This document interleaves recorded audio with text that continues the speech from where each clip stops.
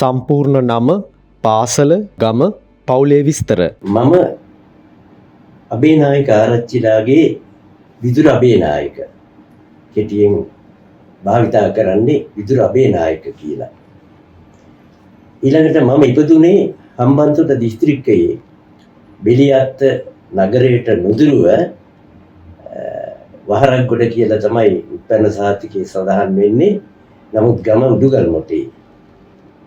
ඊළඟට මම මුලින්ම පාසල් ගියේ බෙලියත්ත නගරයට ආසනයට අයත් තාරාපේරිය කනිටු විදුහලට.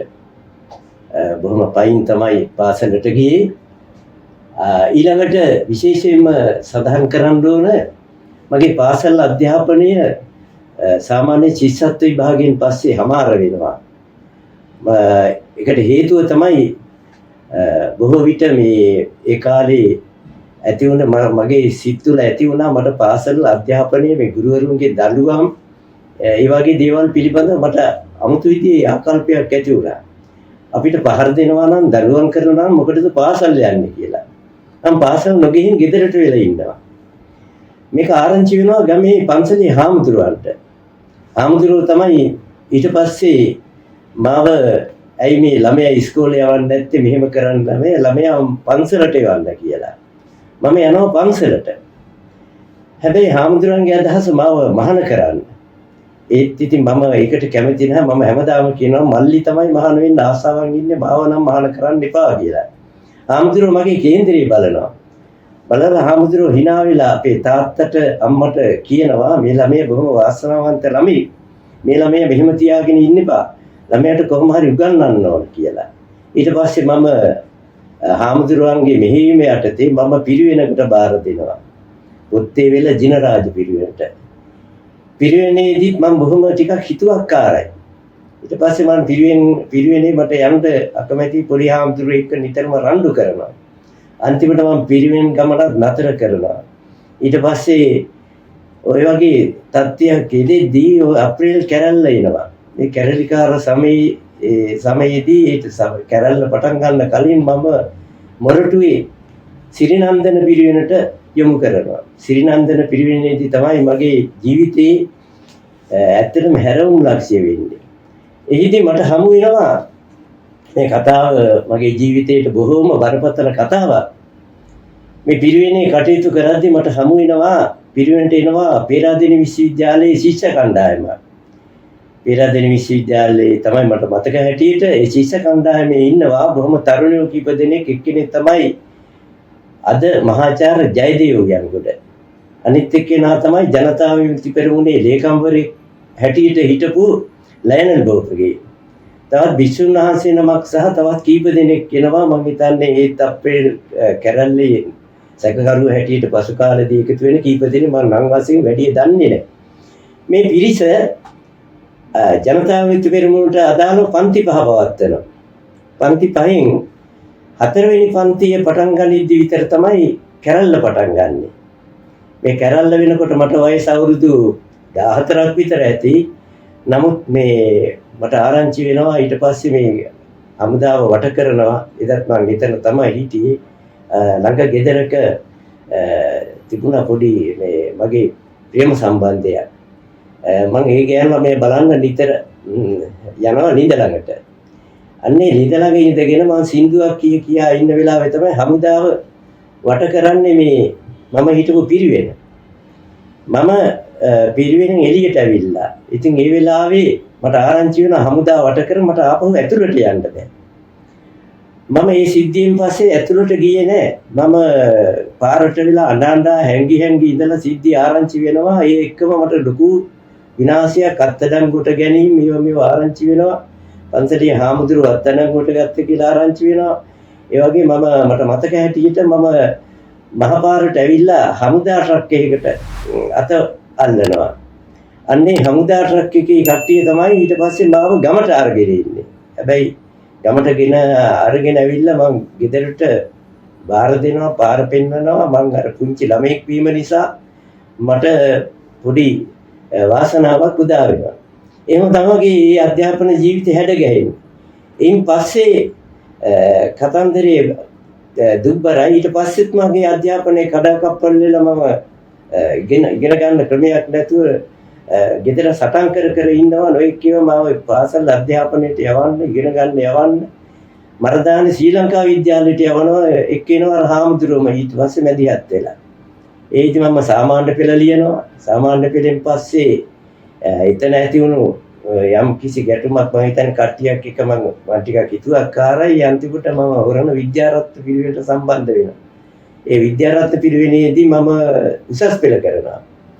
කළුතර දිස්ත්‍රික්කයේ ඉහළින්ම ලොකු සමර්ථයක් ලබනවා. ලබලා විශ්වවිද්‍යාලයට යනවා. එහෙමයි මගේ කතාව. පළවෙනි උපාධිය කොළඹ විශ්වවිද්‍යාලේ, දෙවන උපාධිය කැලණි විශ්වවිද්‍යාලේ. ශාස්ත්‍රපති උපාධිය දක්වා මම ඉගෙන ගන්නවා. ආචාර්ය උපාධියට සූදානම් වෙනවා. නමුත් සම්පූර්ණ උපාධි ආචාර්ය උපාධිය කරගන්න බැරි වෙනවා. ඔහොමයි මගේ මූලික අධ්‍යාපන කටයුතු.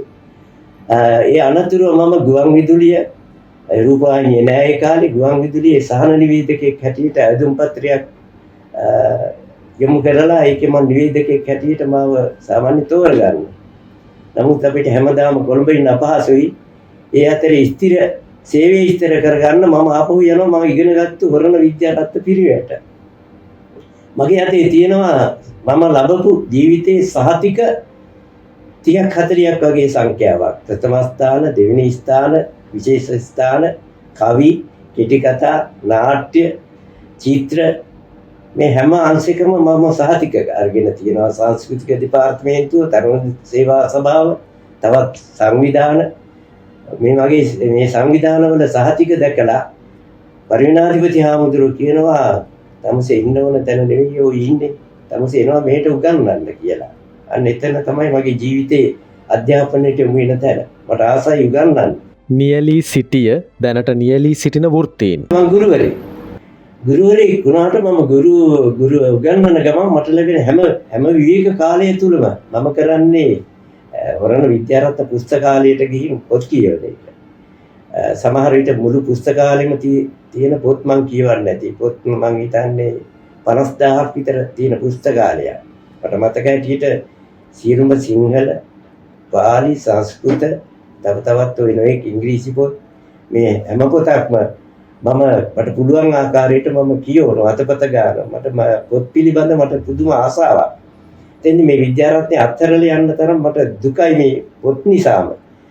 නමුත් මම ගුරුවරයෙක් හැටියට හිටියට මම පන්ති කාමරේ ඉගැන්වීම තුළ මම දකිනවා මේ ළමයින්ගේ තියෙන විවිධ හැකියා. ඒ නිසා මම නාට්‍ය කලාවට සම්බන්ධ වෙනවා. කවි ලියන්න සම්බන්ධ වෙනවා. කවිය පිළිබඳව නම් මට ගොඩාක් දුර අතීතයක් තියෙනවා. නමුත් මම ශිෂ්‍යයෝ කවි පුහුණු කරනවා. කවි ලියන්න පුහුණු කරනවා. ගීත ලියන්න. ඒ වගේ විවිධ ක්ෂේත්‍රවලට මම සම්බන්ධ වෙනවා. නිසා මට කොයි පැත්තටද මගේ ජීවිතේ යන්න අරමුණ. දැන් ගුරුවරයෙක් වුණාට මම සෑහීමටපත් වෙන්නේ නැහැ. මම ඉන්න ඕන මෙතන නෙවෙයි. මට මේ කුඩා කාලේ ඉඳලම තිබුණා මේ රෝහණ විජේවීරගේ කතාවක් අහපු නිසා මේ පොඩක් ආසාවක් තිබුණා මේ රට හදන්න ඕන. රට මෙතන මෙහෙම තියෙන්න ඕනේ. මේක පිළියෙච්ච රටක්. මේකේ ආර්ථිකය දියුණු කරගන්න ඕන. අනිත් එක පන්ති ටිකක් කරලානේ ජවිපේ. ඒ නිසා මට ලොකු ඒ වගේ හැඟීමකුත් තියෙනවා.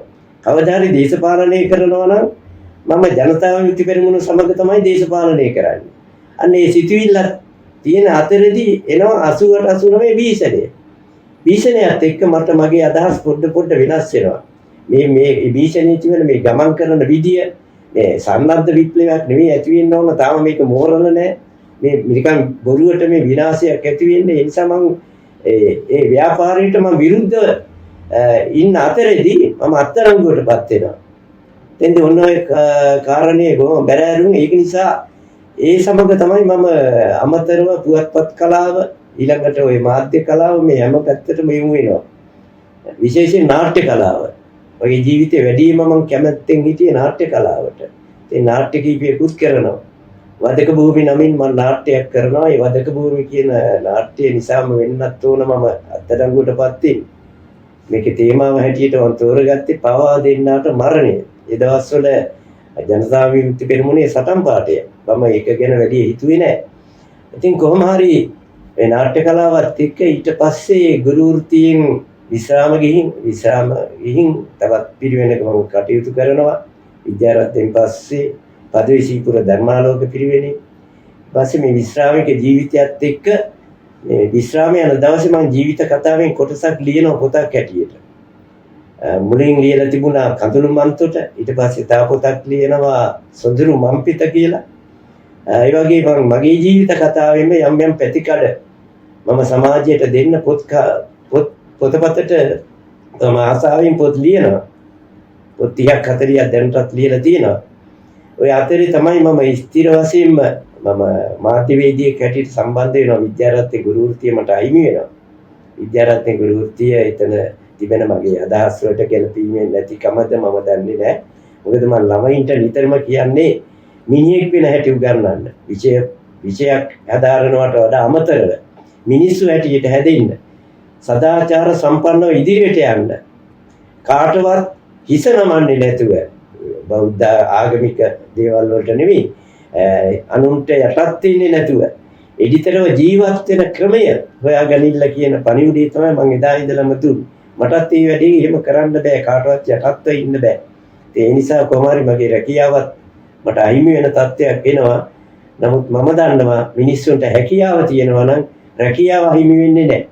ඒ නිසා දැනට මම මාධ්‍ය ක්ෂේත්‍රයේ පුවත්පත මව්බිම පුවත්පත හා සම්බන්ධ උපකර්තෘවරයෙක් හැටියට මගේ වෘත්ති ජීවිතය ගෙනියනවා. මම හැබැයි විශ්වාස කරන්නේ නැහැ මිනිස්සෙක් මිනිහෙක් කවදාවත් විශ්‍රාම යා යුතුයි කියලා. මාධ්‍ය ක්ෂේත්‍රය කියන්නේම විශ්‍රාමයේ පිටු දකින්න ක්ෂේත්‍රයක් හැටියට මම අදාන නිසා ජනමාධ්‍ය ක්ෂේත්‍රයේ මම තවම කටයුතු කරමින් ඉන්නවා. කොහොමද කලාවට යොමු වුණේ? යෙදී සිටින කලා කටයුතු?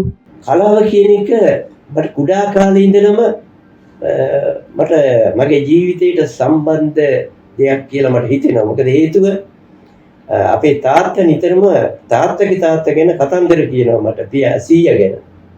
මේ සීයා බොහොම හොඳ පිරිත් මණ්ඩප හදනවා. ඒ වගේම කවි ලියනවා. අපේ බාප්පා කවියෙක්. කවි ලියනවා. ඊළඟට මේ තාත්තගේ තාත්තා බොහොම හොඳ කලා කටයුතු කරන ගමක ප්‍රධානියෙක් හැටියට කටයුතු කරපු ඒ වගේ ගම්පති වගේ ඔය මම හිතන්නේ මම මොකක්ද නමක් කියනවා අය වගේ කෙනෙක්. නමුත් සීයා මට වැඩි මුණ ගැහින්නේ නැහැ.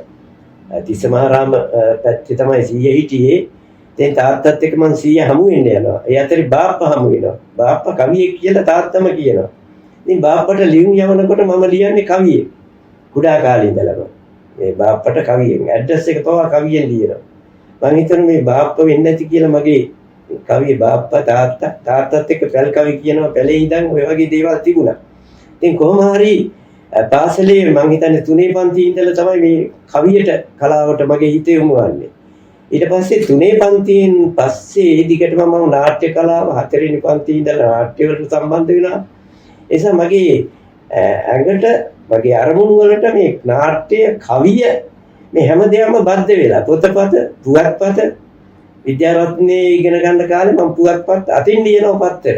පුස්තකාලේට දෙනවා පිටපත්. සමහර විට ඒවට ලියපු ලේඛකයන් අද ප්‍රවීණ ලේඛකයන්. එහෙම අතීතයක් තියෙනවා. අවසානයේ මේ පත්තර කලාවට සම්බන්ධ වෙන්නේ මම ගුරු ජීවිතයත් සමග. ගුරු ජීවිතෙත් එක්ක විද්‍යාරත්නය කියන්නේ මාධ්‍ය කලාවට අතහිත දෙන්න තැනක්. මුද්‍රණාලයක් තියෙනවා. පොතපත මුද්‍රණය කරනවා. ඒ වගේම වෙන වෙනත් මාධ්‍ය වැඩසටහන් කරනවා. ඒ නිසා විද්‍යාරත්නයේම ජනමාධ්‍ය තක්ෂිලාවක්. ඒ නිසා මේ සියලුම මාධ්‍ය සමග මගේ සම්බන්ධතාවයක් ගොඩනගෙනවා. එතන මේකෙන් තෝරගන්න ඕන මොන කලාවද කියන එක පිළිබඳ මට ගැටලුවක් නැහැ. මම හැම කලාවම අගය කරනවා, හැම කලාවටම සම්බන්ධ වෙනවා. සත්‍යුන් නමින් මම සංගීත ප්‍රසංගයක් කරනවා ওই කාලය තුල. ඒ වගේම නාට්‍ය එක දවසේම එකම නාට්‍ය 3-4 තැනක ප්‍රදර්ශනය කරනවා. හැම නාට්‍යයක්ම බලන්න යනවා. රාජ්‍ය නාට්‍ය උත්සව අතාරින්නෙම නැහැ.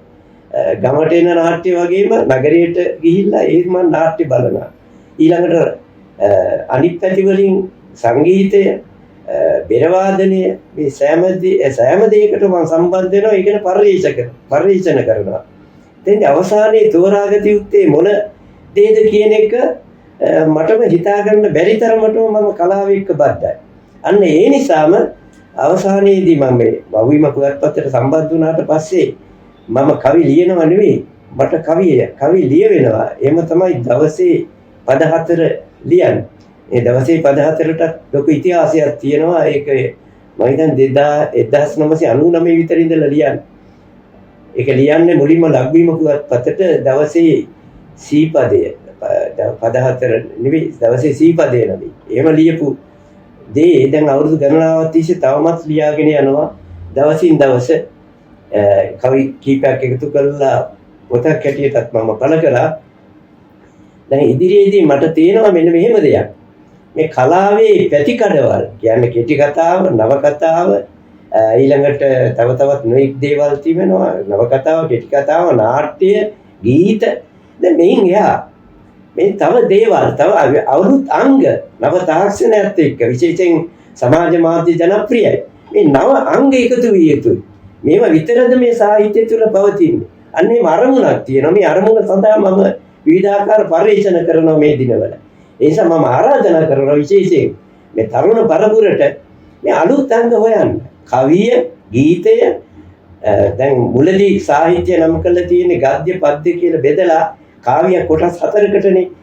ඊළඟට එතන තියෙනවා දෘශ්‍ය කාව්‍ය කියන්නේ නාට්‍ය, ගද්‍ය කාව්‍ය කියන්නේ කතන්දර වගේ ඒවා, පද්‍ය කාව්‍ය, කවි වගේ ඒවා. කවියත් දැන් කොටස් දෙකකට බෙදිලා සදස් නිසදස්. දැන් මේට අමතරව වෙනත් ප්‍රකාශන මාධ්‍ය නැද්ද? එහෙනම් චම්පු කාව්‍ය කියලා තියෙනවා මේ කොටස් ඔක්කොම එකට මිශ්‍ර කාව්‍ය හැටියට. මිශ්‍ර කියන්නේ ගද්‍ය පද්‍ය දෙක මිශ්‍ර කෘති. එතෙන් මෙහෙම මෙන්න මේ පැතිකඩවල් ඔස්සේ අපි කල්පනා කරන විට තවත් අලුත් මාධ්‍ය නැද්ද? විශේෂයෙන් දැන් ටෙලි නාට්‍ය නව මාධ්‍යයක්. දැන් මේ ඔස්සේ සිනමාව පැරණි මාධ්‍යයක්. තවත් යම් මාධ්‍ය සාහිත්‍ය කලා ක්ෂේත්‍රයේ තිබිය හැකි. ඒ නිසා මම විශ්වාස කරනවා තවත් වසර ගණනාවක් යනකොට මේ සියලුම මේ දැනට පවතින මාධ්‍ය අභිබවා යන නව මාධ්‍ය සොයාගන්න මේ අලුත් තරුණ පිළ කලාවට උනන්දු වෙන පිරිස උනන්දු වෙලා මිනිස්සුන්ට විනෝද වෙන්න පුළුවන්, මිනිස්සුන්ට රස විඳින්න පුළුවන් නව මාධ්‍ය පද්ධතියක් ගොඩනැගෙයි කියලා මම හිතනවා. මේ සමාජ මාධ්‍ය හරහා සමාජ මාධ්‍ය ඔස්සේ. ඒ නිසා මම ආරාධනා කරනවා අන්න ඒ වගේ පරිශ්‍රණයකට සියලුම තරුණයන් පෙළ ගැසෙන්න කියලා. කලා ජීවිතයේ ඔබගේ හැරවුම් ලක්ෂ්‍ය මොකක්ද? චිංගිස් අයිත් මාතව් දිනනවා අපූර්ව කතන්දරයක්. සිංහලට පරිවර්තනය වෙනවා දැඩිගම වී රුද්‍රිගු අතින් ගුරු ගීතේ නමින්. අන්නේ ගුරු ගීතේ තමයි මගේ කලා ජීවිතයේ සහ සාමාන්‍ය සැබෑ ජීවිතයේ හැරවුම් ලක්ෂ්‍යය. මේ ගුරු ගීතය මගේ හිතට තවත් කෘති කීපයක් මගේ හිතට කාවැදුන එකක් තමයි මහල්ලාසා මුහුද මේ පරිවර්තනයේ මට පොත මතකයි. මේක එක්තරා කතාවක් තියෙනවා. මම අර ගුරු ගීතයේ මගේ ජීවිතයට බලපෑමක් කළා කියන කාරණය පැහැදිලි කරන්න කලින් මෙන්න මේ දේ කිව යුතුයි. මගේ හැම කලාවක්ම ගොඩනැගෙන්නේ සම්භාවනීය කලාකරුවන්ගේ යම් කෘතියක යම් කිසි කෘතියක එක්තරා චරිතාශ්‍රේ. මේ ගුරු ගීතයේ ඉන්න අපේ විශේෂයෙන් මේ ගුරු ගීතයේ ඉන්න අල්තිනායි දුයිෂෙන් මේ චරිත අතරින් මේ දුයිෂෙන්ගේ චරිතය වගේම අල්තිනාගේ චරිතය මේ චරිත දෙකම මගේ ජීවිතේ හැරවුම් ලක්ෂ්‍ය වෙනවා. ඒ ගුරු ගීතයේ ඉන්න දුයිෂෙන් හා සමානවම යම් ප්‍රකාශයක් මම මතු කර ගන්නවා මගේ ජීවිතයට සම්බන්ධ වෙනවා අර මහල්ලා සහ මුහුද කියන කතාවේ ඉන්න මහල්ලා. මේ මහල්ලාට කියනවා මුණුබුරා, ඒ කතාවේ ඉන්න මුණුබුරා කියනවා හැමද මහල්ලා දීවරේ මට තමුසෙක්ක මාළු අල්ලන්න ගිහිල්ලා වැඩක් නැහැනේ ඔය. මාළු අල්ලන්න බෑනේ තමුසෙට. මේ මහල්ලා කල්පනා කරනවා දැන් මහලුයි මුණුබුරාට කියන උඹ ඵලයන් ඕන ඔරුවක. හැබැයි පුතෝ මම පෙන්නනවා උඹට මුහුදේ ඉන්න ලොකුම මාළු අල්ලලා. මහල්ලා මුහුද යනවා තනියම. මෝරු, තෝරු, තව තවත් විශාල මත්ස්‍යයෝ මේ මහල්ලට විවිධ බාධා ඇති කරනවා. ඔහුගේ යොතට අහු වෙනවා ලොකු මාළුවෙක්. හැබැයි මාළුව දකින්නේ නැහැ. අර වෙන තෝරු මෝරු උඩ පනිනවා. ඒ මෝරුන්ගේ සටන මහල්ලාගේ හිතට දැනෙනවා, අතට දැනෙනවා. ඒ වෙලාවේ මහල්ලා කියනවා උඹලට පුළුවන් මිනිහෙක් මිනිහෙක් මේ මරා දමන්න ඒ උඹලා දැනගනිලා මිනිහෙක් පරාජය කරන්න උඹලට බෑ. මගේ හිතට මෙන්න මේ කියමන කාවදින. මොකද සමාජයත් එක්ක සටන් කරනකොට අපිට කොයිතරම් අභියෝග එනවද? අන්න ඒ කතාව මම නාට්‍යයකට හරවලා මාල්ලා සාමුද දර්ශන දිගට පෙන්වන්න පුළුවන් වෙන්නේ නැහැ. ඒක පිටුපස්ස තියෙනවා තව ලොකු කතාවක්. ඒ කතාව අපි පසු වෙලාවක කියමු. ඊළඟට මේ ගුරු ගීතය පොත මම විවිධ පොත් කියවනවා. ඒ අතරේදී මගේ ජීවිතය වෙනස් කරන්න හැරවුම් ලක්ෂයක් වෙන්න මේ ගුරු ගීතයේ පොත බලපාන කුඩා කාලේ මම කියුවා. දැන්ට මේ පොත කියවලා තියෙනවා මම හිතන්නේ 25 වතාවකට වඩා. මම නැවත කියවනවා. තාමත් කියවනවා. මේ කියවන හැම අවස්ථාවකම මට දුවිෂෙන් පේනවා වෙනස් වූ කුජලයක් විදියට. අල්තිනායි පේනවා තවත් වෙනස් වූ චරිතයක් විදියට. මේ නිසා මට හිතෙනවා අපි ඇතුලේ ඉන්න අපි හැමෝගෙම ඇතුලේ අවුරුදු 14 15 වයස වෙනකොට රොබෝවරයෙක් ගොඩ නැගෙනවා. මේ රොබෝවරයා තමයි අපේ ජීවිතය තීරණය කරන්නේ. මගේ ඇතුලේ ඉන්න රොබෝවරයා තමයි අර ගුරු ගීතය නාට්‍ය කියන්නේ මම හදපු නාට්‍යයේ ගුරු ගීතය කතාවේ ඉන්න දුෂේ මේ රොබෝවරයා. මට හැම විටම මේ රොබෝවරයා මතුවෙනවා මාව අභිබවා යන්න. එසා මම කවියට ආදරෙයි, නාට්‍යයට ආදරෙයි, අධ්‍යාපනයට ආදරෙයි, මම අකුරු වලට ආදරෙයි, දියසායම් වලට ආදරෙයි, වර්ණ වලට ආදරෙයි, පරිසර සෞන්දර්යයට ආදරෙයි. අන්නේ ආදරය තමයි මම හිතන්නේ මේ කලාව වශයෙන් ගොඩනගෙන්නේ. දුෂෙන් කලිත් ඒක. දුෂෙන් පරිසරයට ආදරය කර කෙනෙක්. දුෂෙන් පැලයක් හිටවන වල්තිනාය සමග එකතු වෙලා. ඔහු කියනවා මේ පුංචි පැලය කවදා හරි ලොකු ගහක් වෙනවා.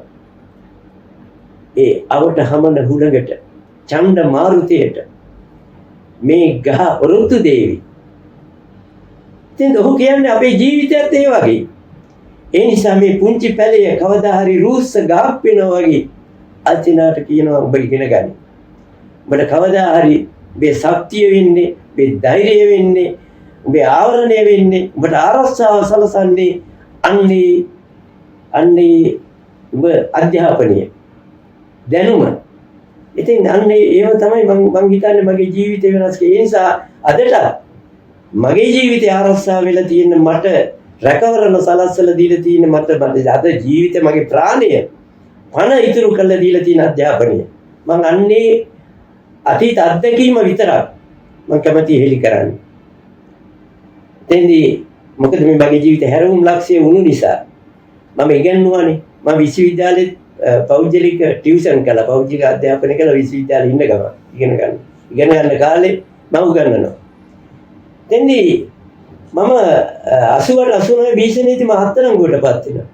ඒ අත්අඩංගුවටපත් වුණු වෙලාවේ මම මේ ඒ කතාවේ බොහොම බිහිසුනේ මට බොහොම හැඟීම්බර කතාවක් ඒක.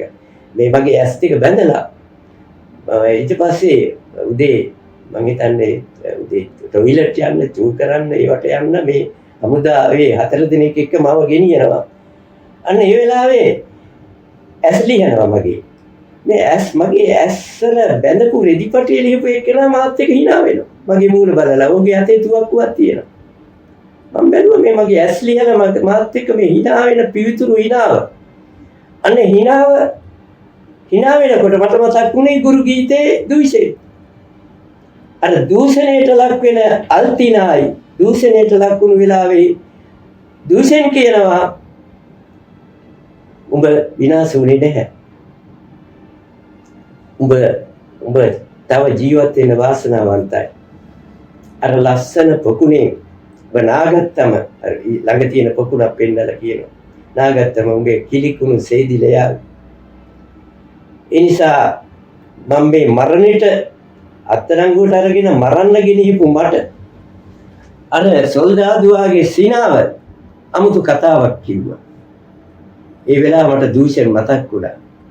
ඒ නිසා තව ජීවත් වෙන්න වාසනාව ඇති කියලා මට හිතිලා මම කිව්වා මම අඳුරනවාද කියලා සොල්දාදුව අහනවා. මම කිව්වා අඳුරනවා. මට යන්තම් මතකයි. මම සර්ගෙන් ඉගෙන ගත්තා. දැන් සර්ගෙන් ඉගෙන ගත්ත කියනකොට මේ අනිත් කට්ටිය හිටපු කට්ටිය පුදුම වෙලා අර මං ගැන තිබුණු දෘෂ්ටි කෝණය වෙනස් වෙලා අමුතුම සුන්දර අවස්ථාවක් ලැබුණා. මගේ මරණ භීතිය ඉවත් වුණා. ඒ නිසා අන්නේ සොල්දාදුව තමයි මට ජීවිතේ ඉතිරි කළේ. ඒ කතාවෙන් එහාට මම කියන්නේ නැහැ. නමුත් ඒ සොල්දාදුව අවසානයේ උතුරේ සටනකදී ජීවිතය හැර යනවා මට ජීවිතය දීලා. අර වගේ සොල්දාදුවන් වෙනුවෙන් මම ජීවත් වෙනවා.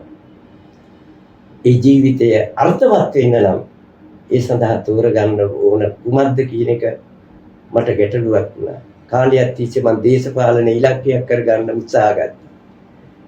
මගේ මිත්‍රයෝ, අසල්වැසියෝ, සහෘදයෝ මේ මාධ්‍ය මේ channel එක කරන මේ වැඩසටහන කරන ලයිව් නොඑක් අවස්ථාවල මට කියනවා ඔයාගේ ජීවිතේ අරමුණ විය යුත්තේ කලාව කියලා. ඒ නිසා මම කලාව එක්ක ඉන්නවා. කලාව තමයි ජීවිතය. ඒ නිසා ජීවිතය දැනගන්න ඕන කලාවෙන්. කලාව උපදින්නේ ජීවිතේ. ඒක වෙනසක් නැහැ. ඒක තමයි ඇරවුම් ලක්ෂ්‍යය. කලා ශාස්ත්‍රය තුල ඇති අනාගත බලාපොරොත්තු මොනවාද? අනාගත බලාපොරොත්තු ගැන ඔබ ප්‍රශ්න කරනකොට මට හිතෙනවා මට අනාගත බලාපොරොත්තු වල ප්‍රමාණයක් නෑ. අනන්තයි අප්‍රමාණයි. අපේක්ෂා බොහොමයි. මා දන්නවා අපිට මේ ජීවිතයේ මිනිහෙකුගේ ආයුෂ යම් ප්‍රමාණයක් තියෙනවා, සීමිත ආයුෂ ප්‍රමාණයක්. එතනින් අපි එහාට අපි සමුගන්න වෙනවා මේ ලෝකේ. ඒ නිසා මතු බලාපොරොත්තු ගැන මට තියෙන්නේ මෙන්න මේ කතාව. ජීවිතයේ තියෙන තුරු අපි කළ හැකි කළ යුතු හැම දෙයක්ම කළ යුතු වෙනවා. අපි සමහර දේවල් යම් කාලවල ලෝකෙන් ඉවත් යනවා. එහෙම නැත්නම් පරිහානියටපත් වෙනවා. මං හිතන්නේ මේ මාධ්‍ය කලාවෙත් අර මං කිව්වේ අලුත් දේවල් සොයා ගන්න ඕන කියලා. දැන් මේවයි තියෙන යම් දේවල් වල පරිහානි ලක්ෂණ අපිට පේනවා. පොතපත කියවන පිරිස අඩු වෙනවා. පුවත්පත් කියවන පිරිස අඩු වෙනවා. ඉතින් මේ හැම දෙයකටම වෙළඳපොළක් තියෙන්න ඕන. ඉල්ලුමක් තියෙන්න ඕන. නමුත් ඒවා අභිභවාගෙන මේ ජ්‍යෙෂ්ඨ මාධ්‍ය නැත්තම් ප්‍රථම මාධ්‍ය පුවත්පත අභිභවාගෙන සමහර මාධ්‍ය අද ඉදිරියට යනවා. විශේෂයෙන් රූපවාහිනී ක්ෂේත්‍රය, ගුවන් විදුලි ක්ෂේත්‍රය තවමත් මකන්න නැති කරන්න බෑ. ඒක තාම තියෙනවා. ඒමම යයි ඉස්සරහට ශ්‍රව්‍ය මාධ්‍යයක් හැටියට, ශ්‍රව්‍ය දෘශ්‍ය මාධ්‍යයක් හැටියට ඊටත් වඩා ප්‍රබල වෙලා තියෙනවා රූපවාහිනී ක්ෂේත්‍රය. අද මේ දෙක තුන මේ සියල්ලටම වඩා ප්‍රබලයි අද සමාජ මාධ්‍ය. ඒ නිසා මම සමාජ මාධ්‍ය ක්ෂේත්‍රයට ප්‍රවේශ වෙන්න තීරණය කළා. ඒක මගේ අනාගත බලාපොරොත්තුවක් නොවේ, වර්තමාන බලාපොරොත්තුව. හැබැයි ඒකෙන් අනාගතය පිළිබඳ මම තවදුරටත් හිතන්න, මට ඒ ඔස්සේ පරිශන කරන්න අවස්ථාව සැලසී. මගේ පොතක් මම පළ කරන්න උත්සාහ ගන්නවා. මේ දවස්වල කරුණු සොයනවා සමාජ මාධ්‍ය ගැන. ඒ නිසා ඒක පරිශන අංශයක් හැටියට සලකලා මමත් සමාජ මාධ්‍ය සම්බන්ධව විදුර බේනායක නමින් මම මාධ්‍යයක් ආරම්භ කොට තිබෙනවා. මේ මාධ්‍ය කරන ලහිරුවල් විස් තමයි මට ඒ සදා සියලුම කටයුතු සහාය වෙන්නේ. මොකද අපේ ජීවිතය තුළ අපි නව තාක්ෂණය හදාරලා ඉගෙනගෙන නැහැ. ඒ නිසා මේ ඉෂෙක් පරම්පරාවේ අයගේ තිබෙන උනන්දුව සහ ගමන් මඟ මම දකිනවා බොහොම පැහැදිලි සුන්දර ගමන් මඟක් හැටියට. ඔවුන්ට හොඳ අනාගතයක් ගැන හිතන්න පුළුවන්. ඔවුන් මේ බුද්ධ ධර්මය ගැන බව අමුතු විදිහකට හිතන පිරිසක්. විශේෂයෙන් මේ වෙලාවේ සඳහන් කරන්න ඕන අපේ අර සිරිදම් මහමුදුරුව ගැන, කත්නෝරුවේ සිරිදම් මහමුදුරුව. ඉතින් අන්න ඒ වගේ හොඳ ධර්මයේ කරන තරුණයන්ට බල කියන අය තව තවත් බිහි වෙන්න ඕන. හැබැයි එයාට නිග්‍රහ කරන, බාධා කරන තවත් පිරිසක් ඉන්නවා. ඒ වගේ මේ සම්ප්‍රදාය විරෝධීව බුද්ධ ධර්මයේ විකෘති කරන විශාල පිරිසක් ඉන්නවා. ඒ අය ගැන නෙවෙයි මං කියන්නේ. ඒ අය වෙනුවෙන් අපි කතා කරනවා. මේ අලුත් මාධ්‍ය කතා කළ යුතුයි. සටන් කළ යුතුයි. ඊළඟට සමහරු කියනවා මේ භාෂාව ගැන. භාෂාව මහා ප්‍රඥාව විදිහට කතා කරන අය ඉන්නවා. මම ටියුෂන් ක්ෂේත්‍රේ නැත්නම් පෞද්ගලික අධ්‍යාපන ක්ෂේත්‍රේ අවුරුදු 30ක් 40කට කිට්ටු වෙන කාලයක් කටයුතු කරමින් සිටපු කෙනෙක්. තාමත් කටයුතු නොකරනවා නෙවෙයි, තාමත් මම උගන්වනවා. එතෙන්දී තවත් විවිධ භාෂා ක්ෂේත්‍රයේ පිළිබඳ මම ඕඩියේ පන්තියේ ඉඳලම සිංහල භාෂාව පිළිබඳ මම කිසිම තැනක දෙවෙනිය වෙලා නැහැ. ශාස්ත්‍රපති උපාධියෙන් හමාර කරලා එතනින් නැවතුනේ නැහැ. භාෂා පිළිබඳ පරිශන කරනවා තමයි. මගේ ශාස්ත්‍රපති උපාධි නිබන්ධනය මේ නව මාධ්‍ය හමුවේ භාෂාව හසුරවන්නේ කොහොමද කියන එක. ඒ නිසා මම තවමත් භාෂා පරිශන අතහැරලා නැහැ. එසා පද බෙදීම, අක්ෂර වින්‍යාසය, විරාම ලක්ෂණ මේ අලුත් මාධ්‍ය වලට කොහොමද සිංහල භාෂාව සම්බන්ධ කරන්නේ? ඒ සමේ සිංහල භාෂාව වුණත් තවම ප්‍රමාණවත් හොඳටම දියුණුණු මට්ටමක නැහැ. ඒ නිසා මේ පැරණි ගතානුගතික දේවල් අල්ලගෙන තර්ක විතර්ක කරමින් යන එක නෙවෙයි අවශ්‍ය වෙන්නේ. මිනිසුන්ට තේරෙන ව්‍යවහාර කරන්න පුළුවන් සරල භාෂාවක් බවට සිංහල භාෂාව පත් කරගෙන මේක මේ තියෙන නව තාක්ෂණික ප්‍රයෝග සමග සම්බන්ධ වෙලා එකට ගමන් කරන්න පුළුවන් විදියට භාෂාව සූක්ෂම උපකරණයක් බවට පත් කරගත යුතුයි කියන දේ මම දකිනවා. ඒ සඳහා ඒක මගේ යම් අපේක්ෂාවක්.